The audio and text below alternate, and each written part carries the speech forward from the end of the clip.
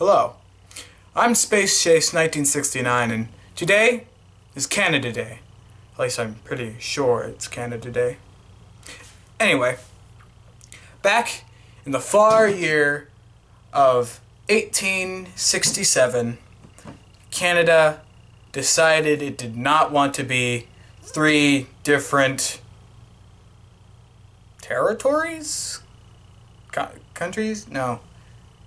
Anyway, those three areas were called the Province of Canada, Nova Scotia, and New Brunswick. Brunswick? The bowling alley. But on this day, approximately 151 years ago, they revolted, and they did not want to be three different places anymore. They wanted to be one big place. So they got their wish on July 1st, where the British signed the Constitution Act 1867. It was called something else back then, but I don't remember what it was called. And now Canada's its own place. Yeah. I should really start writing scripts for these. Anyway, and in 3 days, one of my favorite days is going to be coming up. The 4th of July, America's Independence Day.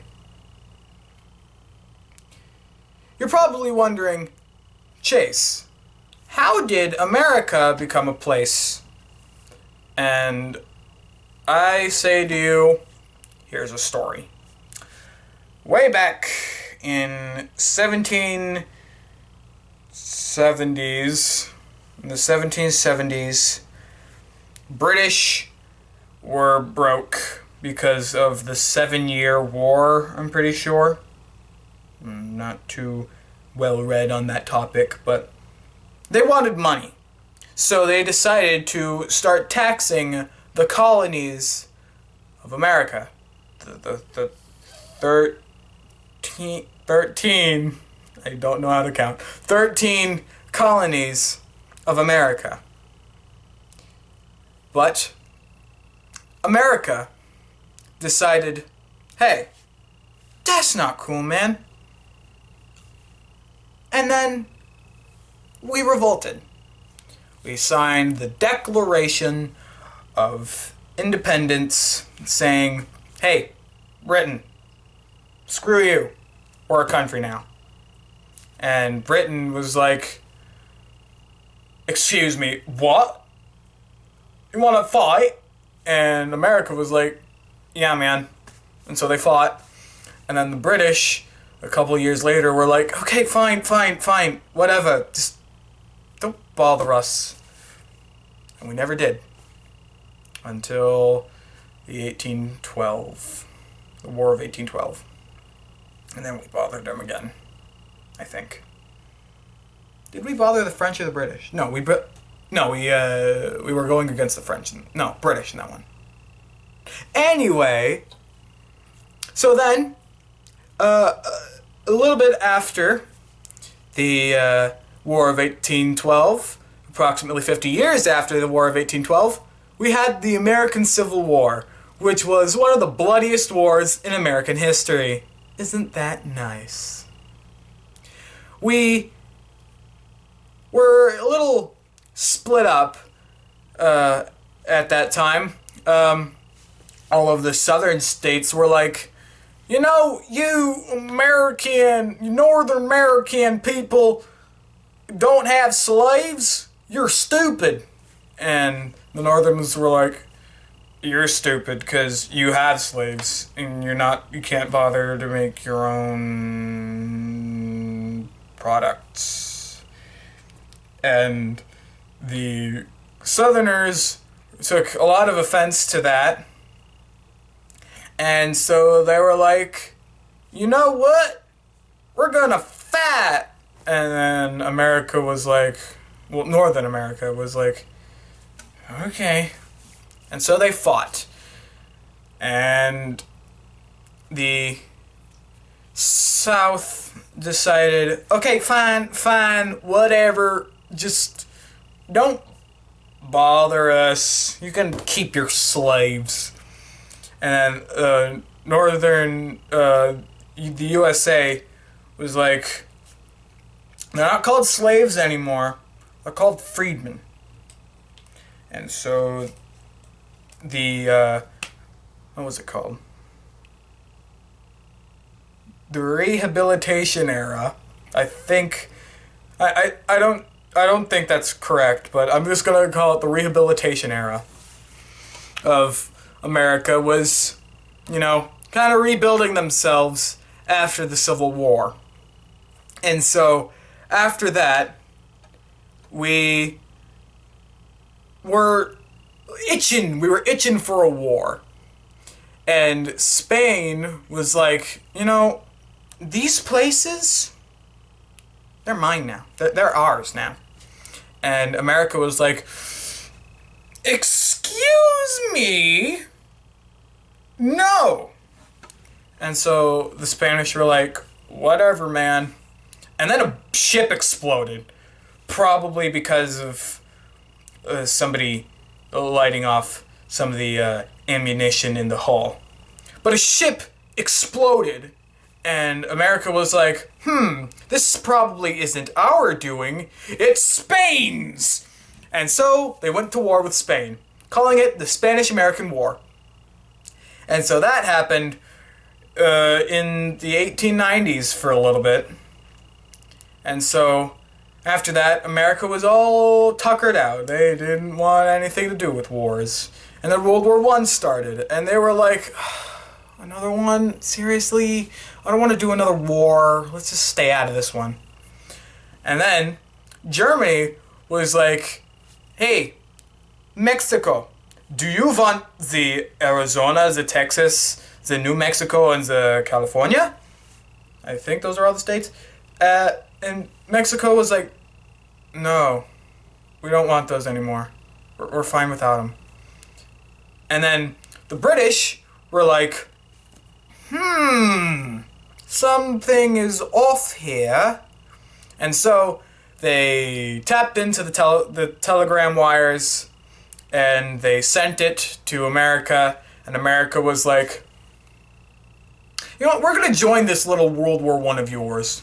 And so they did. They brought a lot of their amazing weapons into the war, and yeah, we won.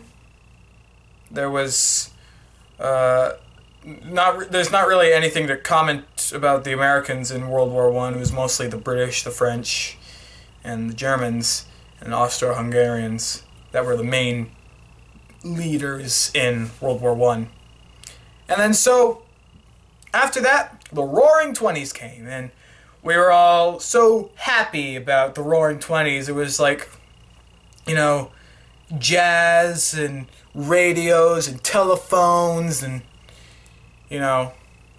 movies. And then, Prohibition. They started to make alcohol illegal. And so people decided to, people who liked alcohol were just like, you know what, we'll just make our own. And so they made their own. They went into their basements, they put up some stills, and they made their own beer. And wine. No, I don't think they made wine. And moonshine. Moonshine was very popular back then. And then the Great Depression started in the 1930s. And Herbert Hoover tried to help, but failed miserably. And it just made it worse. Until our God, Franklin Delano Roosevelt, stepped in and said, hey, you know what? This sucks. I'm gonna fix it. And so he fixed it. He made he pretty much fixed it. And everything was back to how it was in the 20s, except more technologically advanced in the 1940s. But in 1939, British forces declared war on Nazi Germany because they decided to take Poland. And they were like, we told you not to take Poland, and you took it anyway. And Nazi Germany was like, what can I say? I like the land. And then, so they started the World War II. And yet again, America wanted to stay out of it. They were still fixing their problems back in America. And then the Japanese decided to take out American forces a little bit earlier than they were supposed to, and they bombed Pearl Harbor. Pearl Harbor was wiped off the map.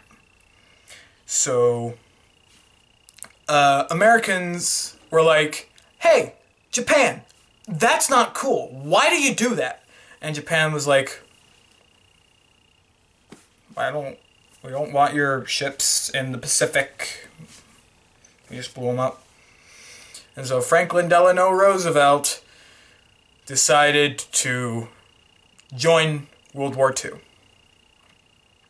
And so we did. We joined World War II. We fought the Nazis. We fought the Japanese. And we fought Normandy. We did a lot of things back in World War II. And yeah, we won. But the worst thing about World War II was the ending of it, where American scientists and the American military made the atom bomb. They made nuclear explosives. They made nuclear explosives, and they dropped them on Japan, killing a lot of people in the process and leveling 2 cities. So, yeah. And so then we started to make more of them for some reason. We just decided, hey, these nuclear bombs are pretty cool. Let's keep making them. Let's ramp up production. And then Russia was like, these capitalist pigs are making explosive bombs that are very explosive. They do a lot of damage very quickly. Let us also make very big bombs that do very big amounts of death. And then we started the arms race, going from right after World War II all the way up to the 90s, aka the Cold War. So, because of the Cold War, we had a lot of technological advancements. We made computers, we made video games, we made a lot of things, and so yeah. Two of the major wars within the Cold War were the Korean War and the Vietnam War. Now, the Korean War took place like 8 to 10 years after the end of World War II. So, the North Koreans decided to take up the communisms, and the South Koreans were like, hey, that isn't cool. I'm gonna fight you now. And so they started fighting. And then America was like, did I hear communism? We must fight these communists. And so we sent our boys into the Korea. we started the Korean War. Well, at least we joined the Korean War. And we pulled out. We just decided, hey, this war isn't cool anymore. It's just not hip with the kids anymore. So they just bolted out of there.